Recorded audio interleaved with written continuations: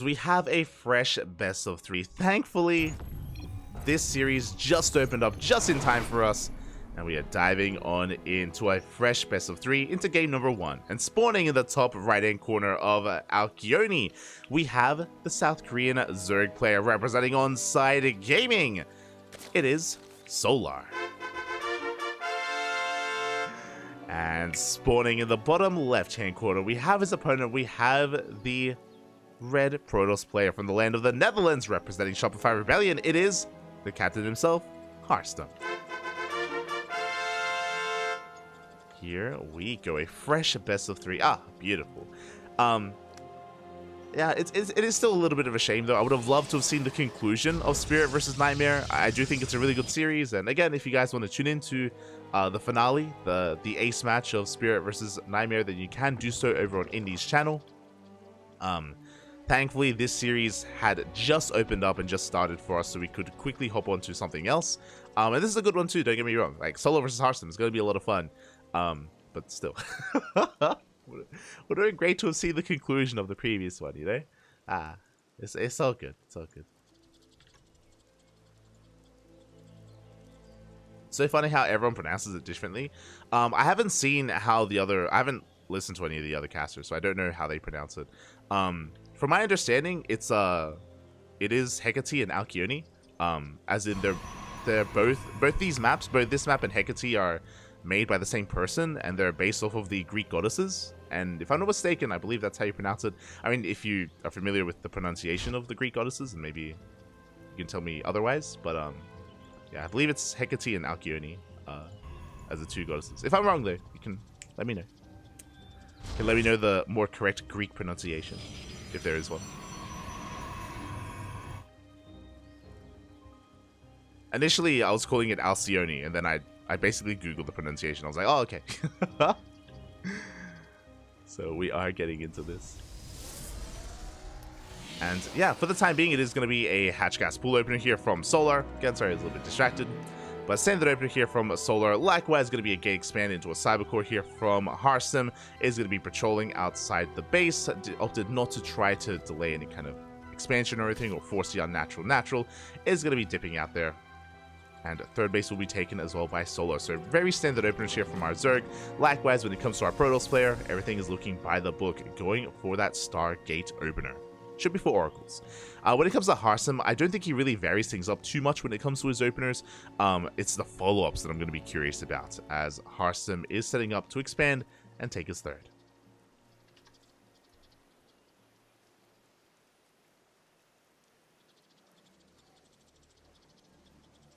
Everyone is in the same boat, I guess so.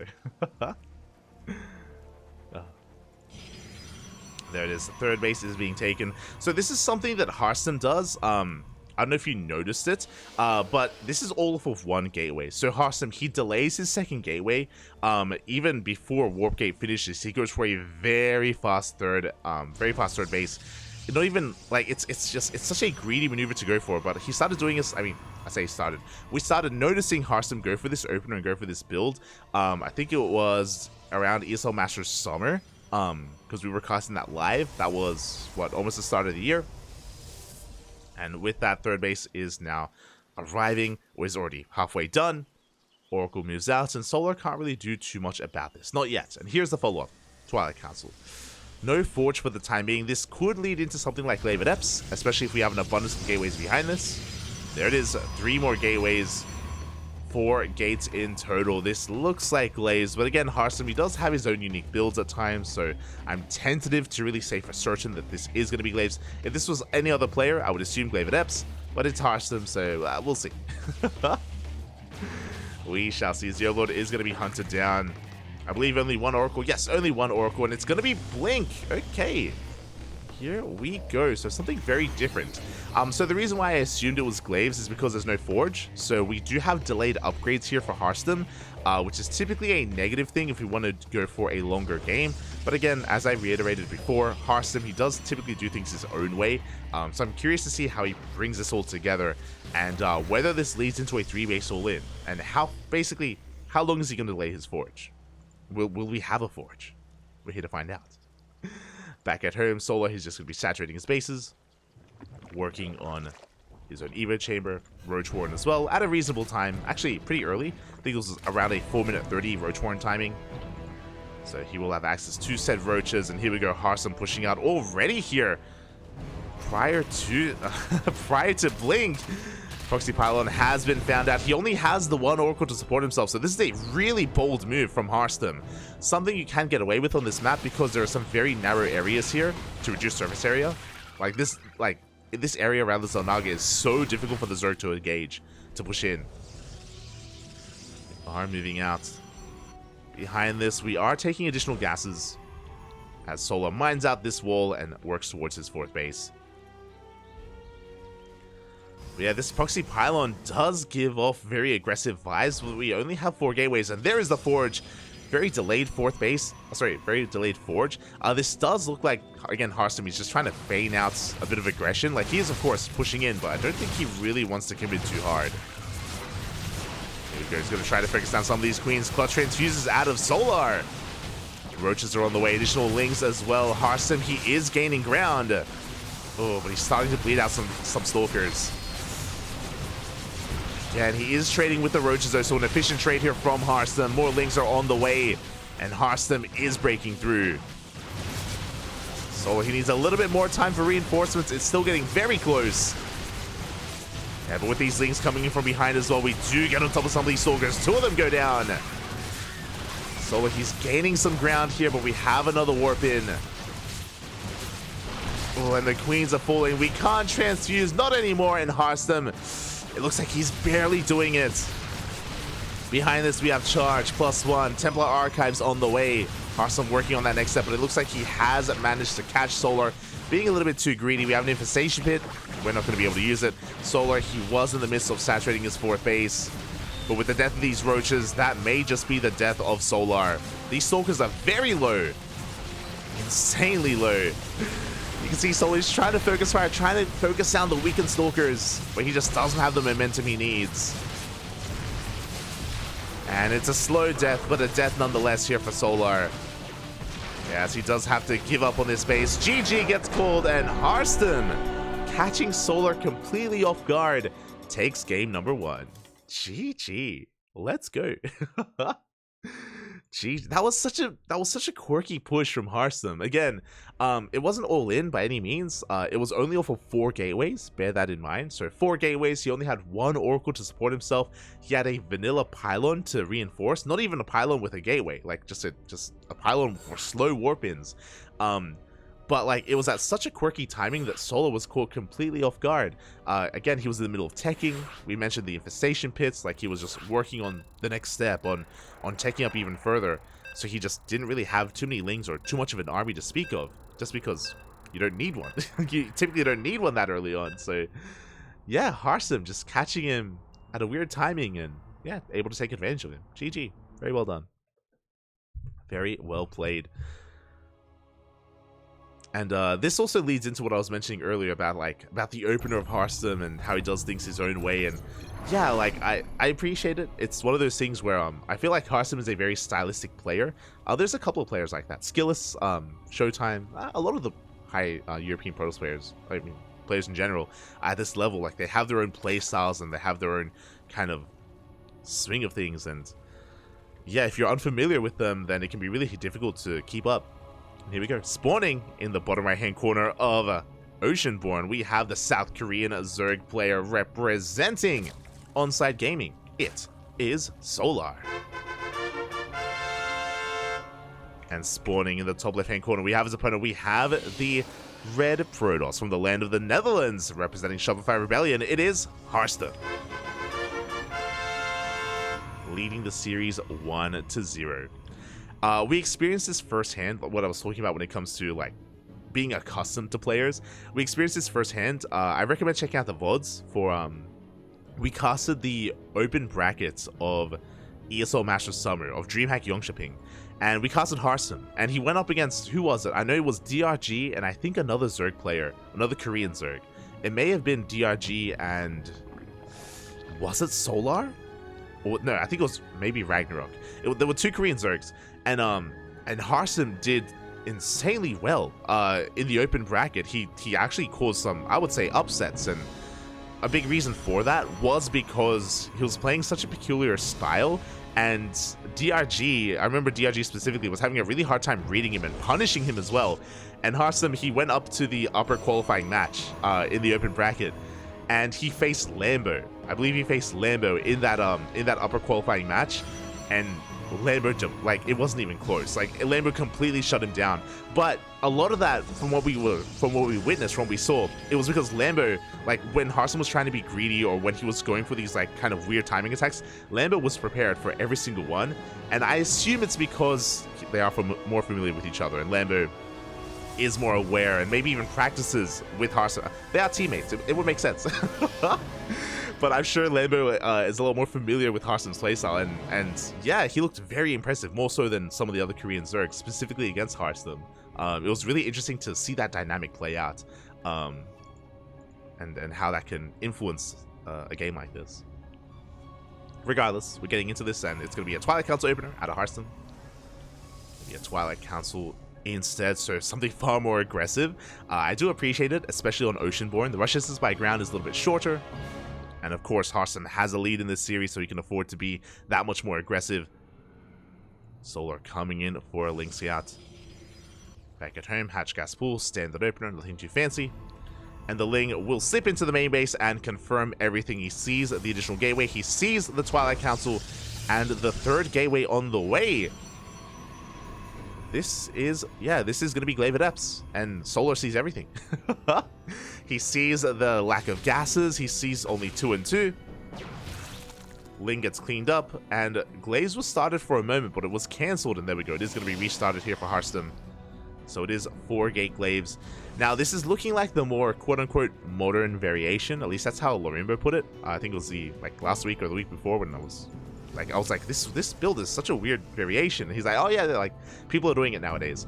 Where it's full gate Glaive Adept. We saw this earlier today, without a robo. There is no robo with this. Instead, you go for a faster third. There we go. Third base is being taken. The robo is skipped. This means that you warp in your adepts back at home and you shade across the map. And the Lings are here, but the Lings will be forced back.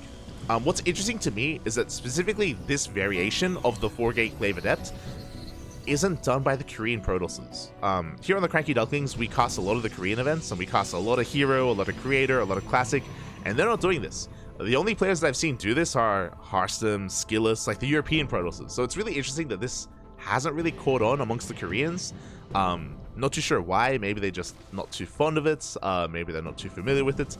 But yeah, I've at least seen the Europeans whip this out, at least so far, in the new patch. And of course, this is less committed. You're able to get a faster third, and because there's no Warp Prism, it means that you can't really reinforce, so it's a little bit easier to defend, a little bit easier to hold on against. As Harstem is moving out. Right, it was earlier today, I think we casted Strange to this. It was Strange versus Scarlet. Strange, the European Protoss Mystery Gaming. As the Adepts, they don't commit to the shade. We do commit though here at the third base. Focusing down the Queens, no drone damage yet. Clutch Transfuse out of Solar does keep the Queen alive. Roach is popping out just in time, and so far Harstem has done 0 economic damage. Thankfully, he's got a decent economy behind this. He's already got his third base, but at the same time, ideally, you still want to get some damage done. You still want to assert some pressure here on Solar, because Solar otherwise would snowball out of control. He's not droning.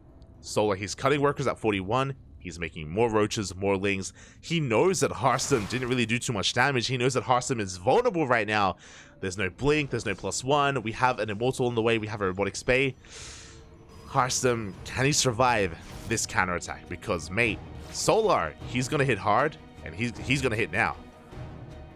He's moving out across the map. Harstem being dragged out of position by the Overlord. This is not it, Papi. We have a shield battery, we have an overcharge, but the army gets caught out of the map.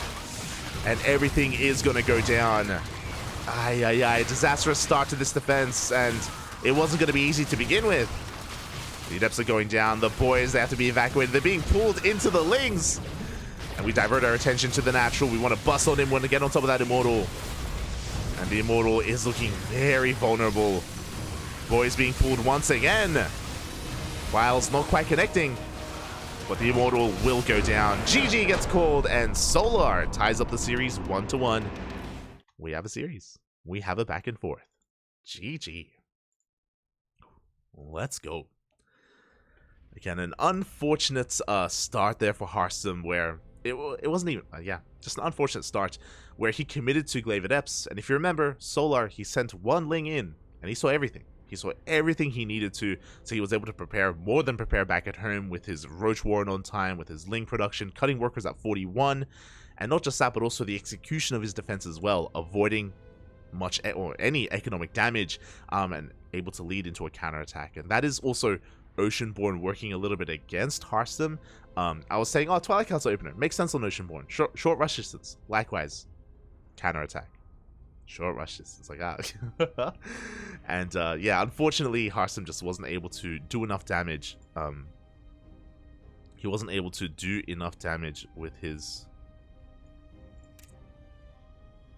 I'm just making sure I don't get left out.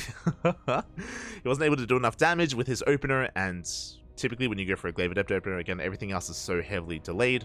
And on top of that, it was unfortunate that Harstem was caught out of the map as well, so it was going to be a difficult defense to begin with, and it wasn't a good start to what would have been a difficult defense anyway.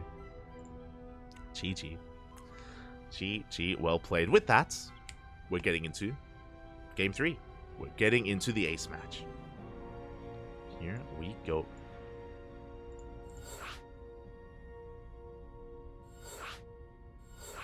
See in the chat, Harstem defeated Raynor that way 2 days ago at EPT. Yeah, I mean, that's what I love about Harstem, is that he's willing to think outside the box, or maybe that's not the best way to put it, but Harstem is willing to explore. He's willing to explore, come up with these more unique builds as well to take advantage of certain timing attacks. And I mean, if you're saying that he did the same thing against Raynor and it worked, it goes to show that, like, typically in that game state, I think we're referring to game 1, in that game state, the Zerg player feels safe, right, to drone and to tech up, and they're quite vulnerable, and yeah, even Solar succumbed to it.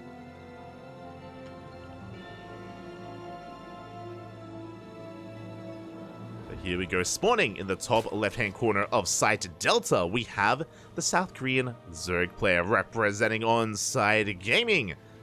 Tying up the series 1-1 in the last game, it is Solar.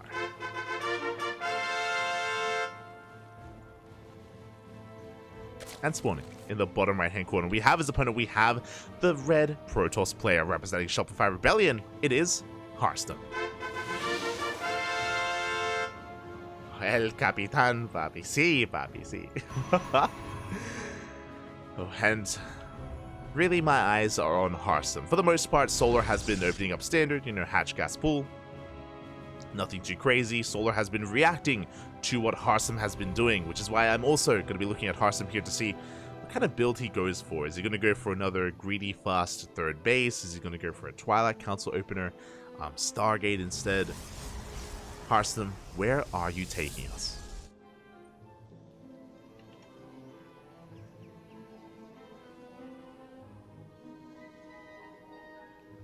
So the gassing was intentional? Interesting. Oh, I see in the chat. Sorry, I'm just I've been focusing on the casting. Yes, so for those wondering, it was in game number 2, or I guess game 1. When you do go for 4-gate Glaive Adept, you do intentionally pull out a gas because you don't actually need 3-on-3. You don't need full gas saturation to facilitate 4-gate warp-ins. It is inefficient if you stay in. If that was what you were referring to. The more you know. The more you know. That is how you can differentiate something like 4-gate Glaive Adepts, for example, compared to not Blink DTs, a DT opener. As for now, again, standard stuff here out of our Zerg player, out of Solar. Likewise, gate expand into a Cyber Core from Harstem. We do not avoid Warp Gate. Warp Gate does begin here. So I'm curious if we go for another Twilight Council opener as well. Which doesn't have to lead into Glaive Adepts. It can lead into something like DTs, but no, okay. We do commit into Stargate. Just a slightly delayed Stargate instead. I like it. So, for those wondering, when it comes to Protoss players, there are quite a few of them that decide to delay their warp gates here just to get a faster Stargate instead, just so they can get a faster Oracle across the map. But that can also be a way to telegraph to your opponents, like their Overlord sees nothing being researched so they know it's a Stargate opener. Here, Harstem, it's like he's masking his opener here by getting warp gate anyway. Does mean that this is going to be a little bit later, but he is still going to be able to, you know, maybe catch Solar a little bit more off guard, as Solar's going deeper for a scout. And I don't blame him. Harstem, oh my, he's doing it again. Going straight for the third base before the second. It's so greedy, Papi. It's so greedy. Very unexpected. Solar, he commits to the scout. He does get eyes on the Stargate and the Oracle being morphed in. Likewise, the third base will be finishing up soon, and I believe... Oh, Solar, he is moving out with Lings. Can he punish this base? He's going to try to. The Lings, they have arrived. Adept is in position. The Oracle comes out just in time, and we should be able to save this. We can't save the probe, but we do save the third. Again, a really greedy opener here out of Harstem. Fun fact, Harstem, he's the only player that I know that consistently goes for this fast third. I haven't seen many others, if any other, mimic this and replicate this.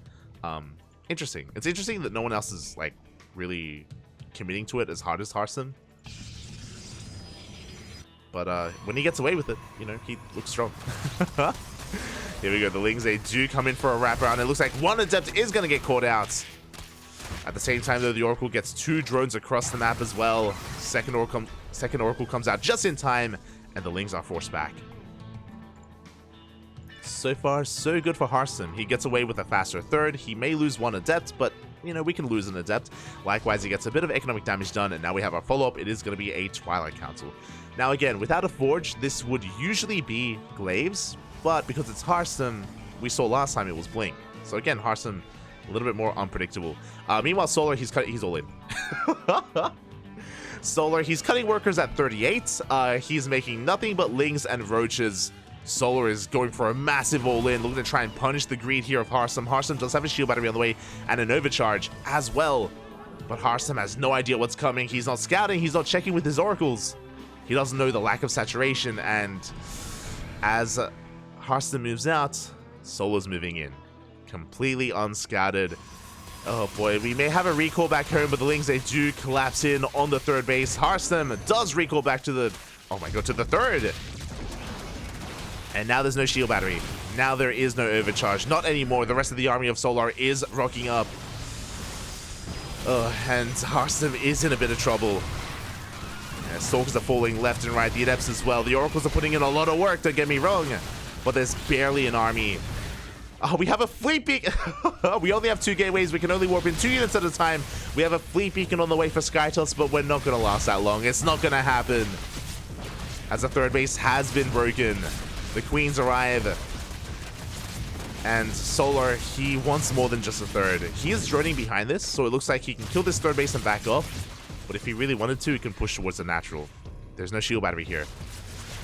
Very light defense here at the natural base, so we could commit. The Queens are waddling back home. The rest of the army is going to check this position. That's a lot of shield batteries. A lot of shield batteries are on the way, and honestly, from here, Solar, yeah, he can just drone. He can just back off, macro up. Now, what is scary is that Solar, he hasn't scouted the main. He doesn't know that carriers are on the way. And even though Harstem, he lost the base, he kept a lot of his workers alive. He lost 13, but you know, he's still got a healthy worker count at 60, more so than Solar. It goes to show like how far behind Solar is because of the all-in. And Harstem, he is getting away with these carriers. Now the question becomes, as Harstem expands, can he hold on to this third?